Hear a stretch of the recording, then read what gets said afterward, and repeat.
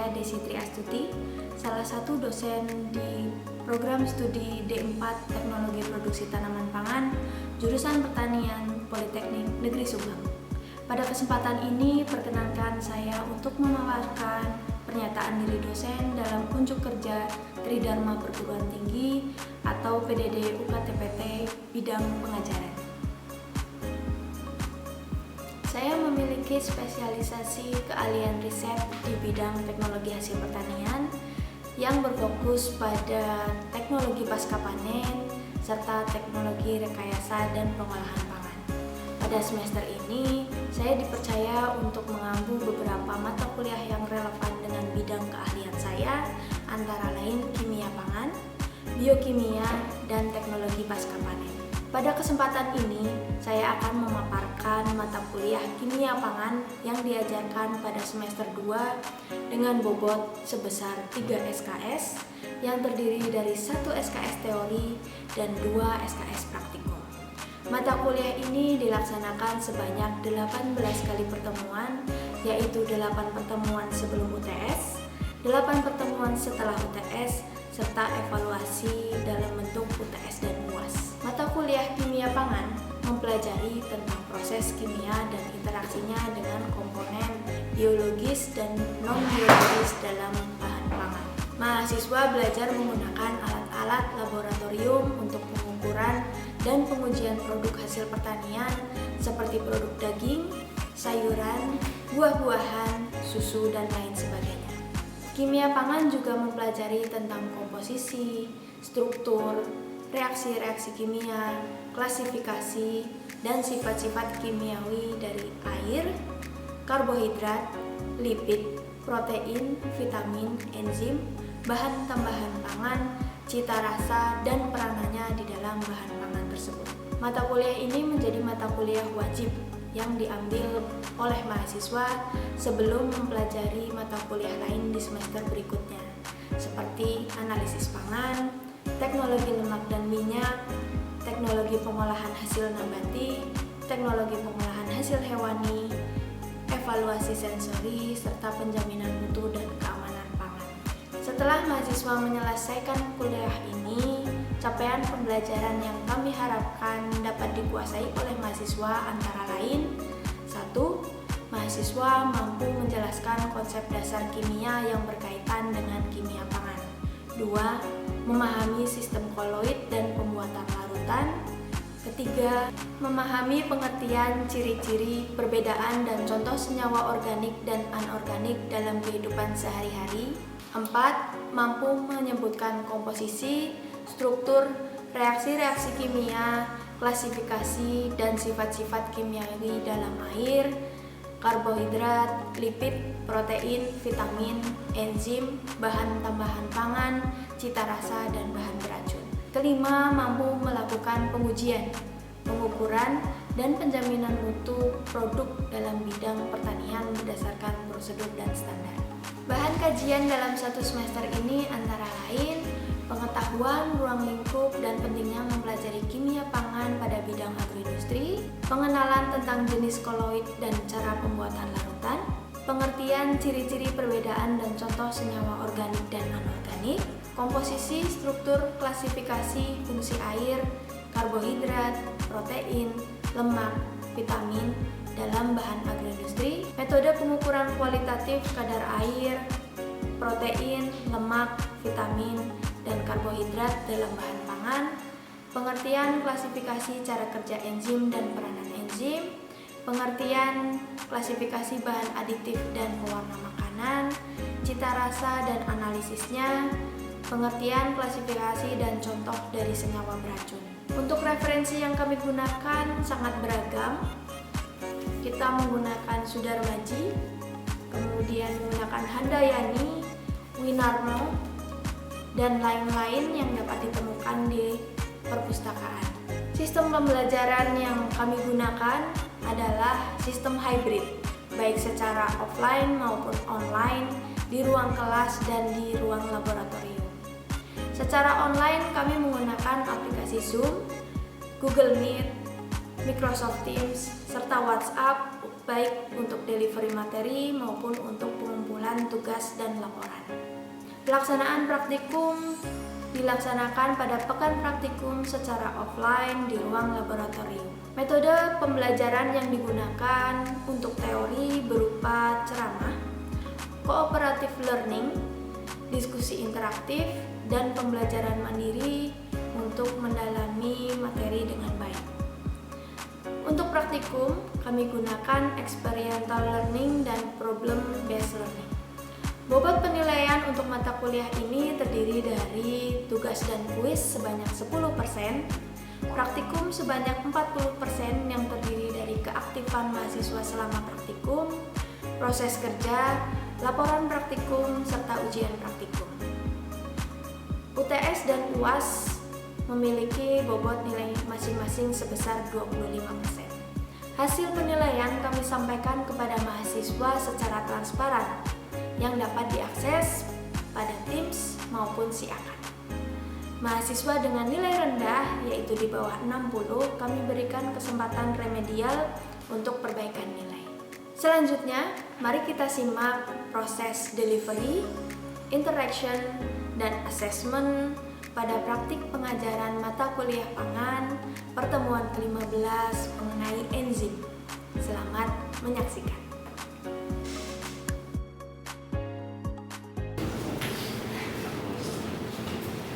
Assalamualaikum warahmatullahi wabarakatuh.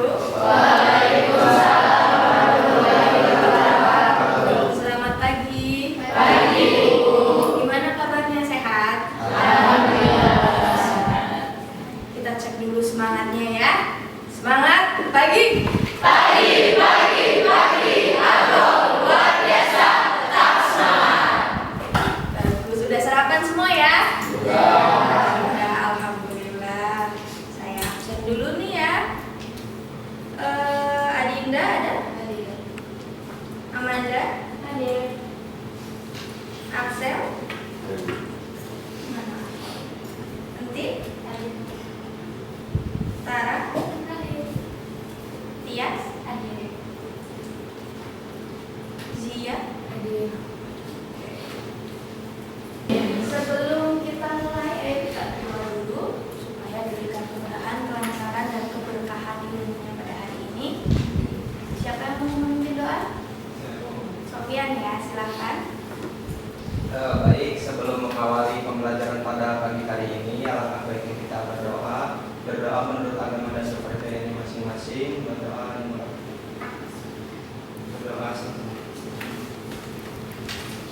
Oke. Kita akhirnya sampai pada materi enzim ya untuk hari ini ya. Nah, hari ini kita akan membahas tentang definisi enzim, tata nama enzim, sifat dan fungsi enzim, serta reaksi Browning yang melibatkan enzim. Ada yang sudah pernah mendengar enzim? Apa itu enzim ya? Enzim adalah protein yang dia fungsinya mempercepat reaksi-reaksi kimia dan biokimia serta dapat diperoleh kembali. Ketika dia bereaksi dengan suatu substrat, ya, dia bisa mengubah substrat itu, tapi dia sendiri tidak berubah, maka bisa diperoleh kembali. Istilah lainnya adalah biokatalisator. Bio itu artinya hidup, katalis adalah fungsinya mempercepat terjadinya reaksi. Oke, kita lanjut untuk teorinya ya. Browning. Sesuai namanya, Browning artinya adalah coklatan. Nah, Browning terbagi menjadi dua. Ada yang enzimatik dan non enzimatik. Yang enzimatik ya melibatkan enzim. Contohnya tadi Intan sudah sebutkan, misalnya di kentang terjadi perubahan warna setelah dikupas dan kena udara berapa lama ya. Sampai sini ada pertanyaan? Mau bertanya Ibu? Baik, silahkan. Izin bertanya Ibu, aplikasi penggunaan enzim itu apa? Aplikasi penggunaan enzim. Oke. Kalau di industri pangan, enzim itu sangat bermanfaat ya. Contohnya adalah untuk memecah senyawa karbohidrat menjadi gula. Enzimnya adalah amilase dan yang lain-lain ya yang berkaitan dengan reaksi pemecahan gula. Misalnya kita ingin membuat sirup cair, nah itu bisa. Yang nanti kalian akan pelajari di semester berikutnya ada teknologi pati dan gula. Ya. Nah, sekarang saya minta kalian untuk mengerjakan tugas individu yaitu membuat mind map tentang enzim. Ya. Ini untuk memudahkan kalian belajar nanti. Nah, enzim itu memang materi yang agak kompleks ya dan berkaitan dengan bermacam-macam reaksi. Silahkan dikerjakan di kertas. Mulai dari sekarang.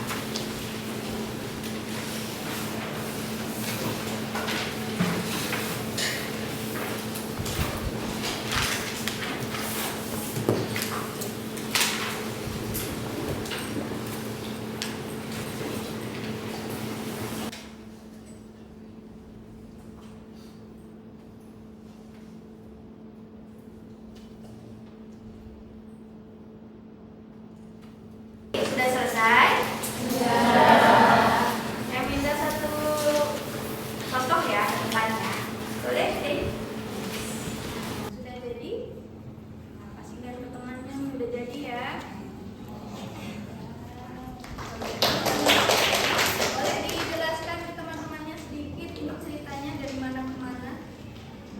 Dari definisi, terus saya butuh enzim, faktor yang mempengaruhi enzim, mekanisme kerja enzim, peran enzim dan bisnis. Oke, yang lain juga sudah selesai kan ya? Baik, terima kasih. Silakan kembali ke tempatnya. Nah, saya harap kalian akan mudah untuk mengingat untuk materi ini ya. Kalau ada yang mau ditanyakan kembali silahkan ya. Karena waktunya sudah habis, nanti tolong tugas ini kalian upload di Teams ya sebagai tugas individu. Kemudian untuk yang lainnya, untuk nilainya nanti saya sampaikan di minggu depannya. Kalau ada pertanyaan yang lain boleh nanti disambung ya, lewat WA atau lewat PJ-nya boleh. PJ-nya siapa ya? Nah, baik untuk hari ini pertemuan kita cukupkan. Terima kasih atas kerja kerasnya hari ini dan perhatiannya. Semoga minggu depan di acara praktikum semuanya sehat-sehat ya. Baik, kita tutup. Wallahul muwaffiq ila aqwamit thoriq. Wassalamualaikum warahmatullahi wabarakatuh.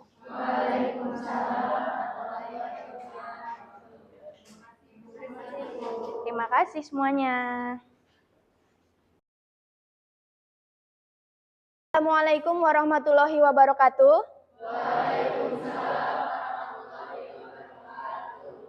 Apa kabar semuanya? Baik ya. Coba saya cek dulu semangatnya nih. Semangat pagi? Pagi. Luar biasa. Bagus. Udah sarapan ya? Sebelum dimulai, alangkah baiknya kita berdoa terlebih dahulu supaya diberikan kemudahan dan kelancaran. Berdoa dipersilahkan. Berdoa dicukupkan. Ada yang tidak masuk hari ini? Coba saya absen dulu ya. Adinda, Amanda, Intan, Janati, Muhammad Farhan, Sofian, Tara, Zia Zuliatun. Baik, semuanya hadir ya. Untuk APD-nya sudah lengkap? Kita utamakan K3-nya ya, karena kalian bekerja di lab ya. Jangan pakai sendal, pakai sepatu, APD-nya yang lengkap, pakai tutup kepala ya. Kalau diperlukan pakai masker, pakai sarung tangan karena kalian akan memegang bahan yang berbahaya dan beracun ya. Kita akan praktikum dengan mata acara pengaruh suhu dan pH terhadap kinerja enzim. Dan yang kedua ada Browning enzimatis. Keduanya terkait dengan kerja enzim ya dalam suatu reaksi. Saya akan bertanya dulu nih, tujuan praktikum hari ini apa ya? Ada yang bisa membantu? Coba Farhan. Tujuan praktikum hari ini yang pertama untuk mengetahui pengaruh suhu dan pH terhadap kinerja enzim. Dan yang kedua mengetahui Browning enzimatis pada buah dan sayur. Oke, terima kasih jawabannya. Sudah dipelajari ya? Sudah dibuat jurnalnya? Oke, saya akan jelaskan terlebih dahulu. Pada pengaruh suhu dan pH terhadap kinerja enzim, ya, berarti kita punya dua perlakuan, yaitu perlakuan suhu dan perlakuan pH. Kita akan menggunakan amilum. Enzim apa ya yang bisa memecah amilum? Coba saya tanya Tias. Pakainya enzim apa? Amilase, betul. Terima kasih. Kita akan pakai enzim amilase. Silakan sambil dibuka jurnalnya. Kalian siapkan per kelompok 5 tabung reaksi. Ini saya ambil contohnya di depan ya. Semua tabung silahkan diisi dengan amilum sebanyak 2 mili. Amilum tahu ya? Pati ya. Kemudian ditambahkan dengan 1 mili enzim amilase. Kita akan mencari tahu apakah di suhu yang berbeda ini enzimnya dapat bekerja untuk memecah amilum. Ya. Supaya tahu hasilnya terpecah atau tidak, nanti kita akan menguji dengan iod dan benedik. Ya. Menginjak acara yang kedua, masih berkaitan dengan enzim, kita akan melihat performa enzim dalam reaksi Browning. Ya. Nah, kita sudah menyiapkan ada pisang dan ada kental. Kita akan menguji apa pengaruhnya ketika kentang dan pisang ini dibiarkan pada kondisi terbuka dibandingkan dengan yang sudah dicelupkan pada larutan garam dan cuka. Oke? Sudah paham? Nah, ini pembagian kelompoknya. Untuk kelompok 1, 3, dan 5 silahkan uji iod. Kemudian untuk kelompok 2, 4, dan 6 silahkan yang sudah diperlakukan dengan suhu tadi ditambahkan dengan 2 mili benedik. Karena kelompok-kelompok yang kentang ini ada 4, 5, 6 mengerjakan kentang, nanti kita potong dengan gaya yang berbeda. Ya, bentuknya berbeda. Demikian pula dengan pisang. Kita potong dengan bentuk yang berbeda. Jadi silahkan dikerjakan persiapan ini dulu. Sampai sini jelas? Atau ada yang mau ditanyakan? Silahkan. Silahkan dibagi kerja kelompoknya ya. Bahan dan alat sudah tersedia di depan. Kita bisa mulai kerjakan sekarang. Selamat bekerja. Saya minta 1 atau 2 volunteer untuk membuat larutan boraks.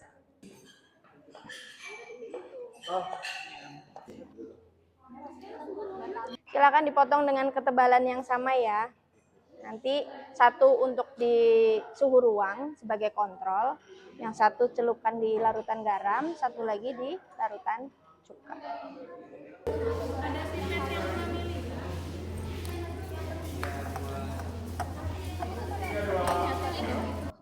Nah, kalian punya warna di awal nggak kentangnya seperti apa? Ada fotonya. Ketika baru dipotong ada. Nah, nanti bisa dimasukkan ke laporan, dibahas. Ya. Baik teman-teman, alhamdulillah kita sudah selesai ya. Untuk hasilnya saya minta yang pertama kelompok 4 silahkan. Oke, teman-teman kita lihat ya. Untuk yang pH silahkan. Untuk pH cenderung semua warnanya hampir sama. Hanya berbeda di Aquades yang lebih sedikit pekat daripada warna lain, dan untuk natrium karbonat lebih terang. Ya, tadi kan kita lihat ada yang lebih pekat warnanya ya, lebih gelap. Berbeda dengan ketika ditambahkan natrium karbonat lebih terang. Apa indikasinya? Lebih pekat warnanya. Nanti bisa dibandingkan dengan referensi ya, silakan dipelajari. Cukup ya. Kemudian apa yang terjadi ketika pisang dan kentangnya direndam pada larutan garam? Bisa diceritakan?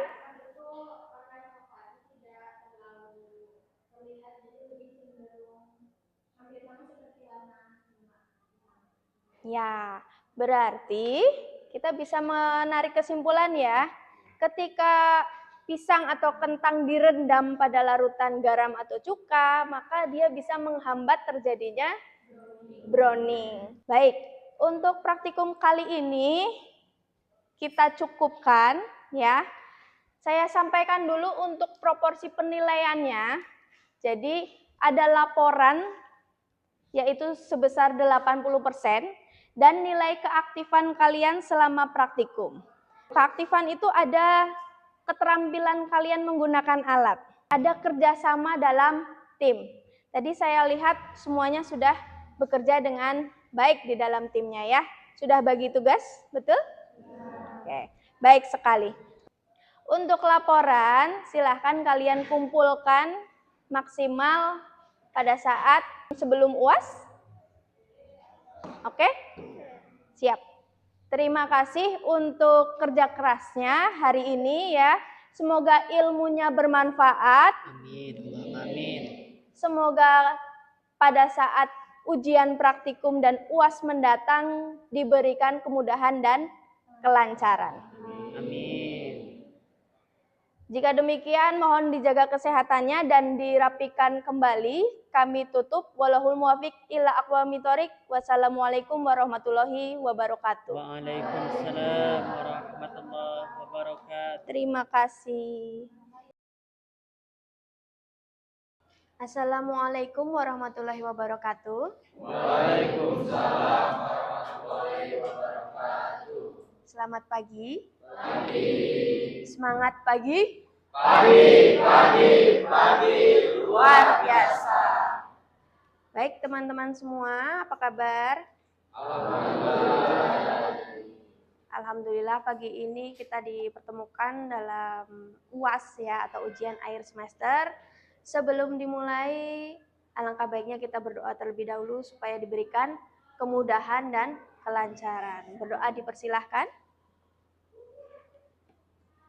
Berdoa dicukupkan.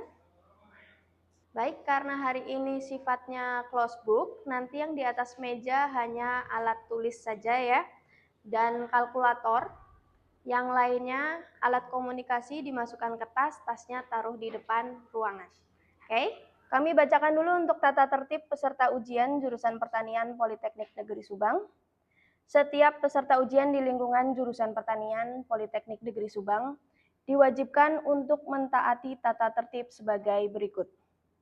1. Peserta wajib datang 15 menit sebelum ujian dimulai. 2. Peserta ujian yang datang terlambat sebelum 30 menit tidak diberikan perpanjangan waktu. Dan bagi yang terlambat lebih dari 30 menit tidak diizinkan mengikuti ujian. Demikian tata tertib ujian ini disampaikan untuk dilaksanakan. Sudah bisa dimengerti semuanya? Terima kasih. Silahkan dilaksanakan dengan baik, semoga mendapatkan nilai yang terbaik. Ambil 1, kemudian berikan ke belakang.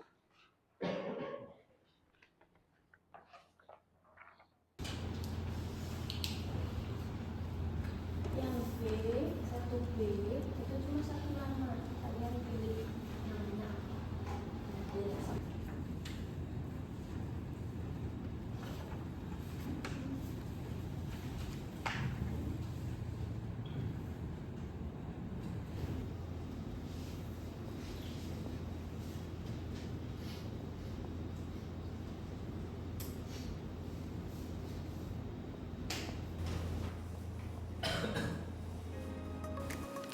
Terima kasih telah menyimak video ini. Semoga bermanfaat.